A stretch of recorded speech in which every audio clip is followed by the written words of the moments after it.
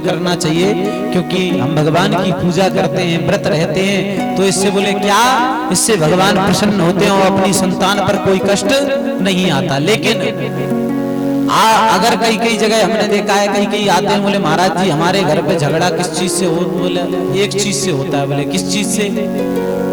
बोले धर्मपत्नी पूजा में इतनी व्यस्त होती है कि 2 बजे जाकर के हमें भोजन देती। बोले धर्मपत्नी इतनी पूजा में व्यस्त रहती हैं कि 2 बजे जाकर के हमें भोजन देती हैं। तो शास्त्र कहता है जो स्त्री अपने परिवार का पालन पोषण, अपनी पति की सेवा ना कर करके अगर पूजा पाठ में क्या कोई भी कार्य में लगी रहे, वो नरक की गामी होती है।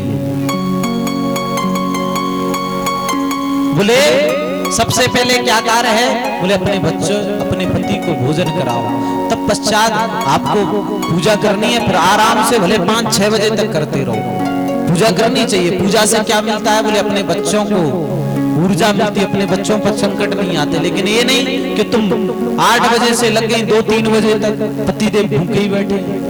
अगर पूजा का जल्दी करना है तो 4 बजे उठ जाओ, पहले भोजन करा करके अपने घर को, पहले अपने पति की सेवा, तब पश्चात पूजन करना चाहिए। पूजा पाठ खूब करो।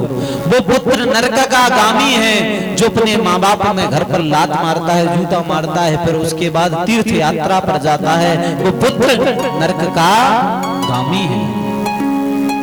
जब इन चीजों को पितामह भीष्म बताने लगे, तब द्रौपदी के चेहरे पर थोड़ी सी मुस्कुराहट आ गई।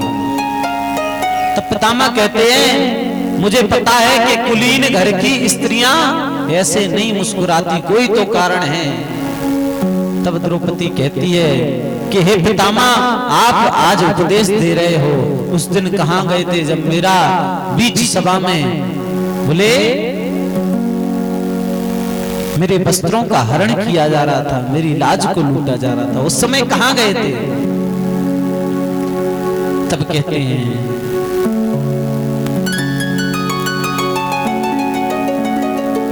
कि हे द्रौपदी, हे पुत्री, मैंने एक नीच का धन खाया था। जीवन में याद रखना, कभी कभी अन्न का भी हमारे जीवन में बहुत फर्क पड़ता है। जैसा खाओगे अन्न और वैसा होगा मन। अगर तुम सब जगह दूषित अन्न खाने लगोगे तो तुम्हारी बुद्धि भी वैसी हो जाएगी। जैसे खाओगे अन्न वैसा होगा मन। बोले मैंने उस दुष्ट अत्याचारी का अन्न खाया तो मेरी बुद्धि भी उस समय विकसित नहीं हो पाई। आज जब इस प्रकार की बातें करने के बाद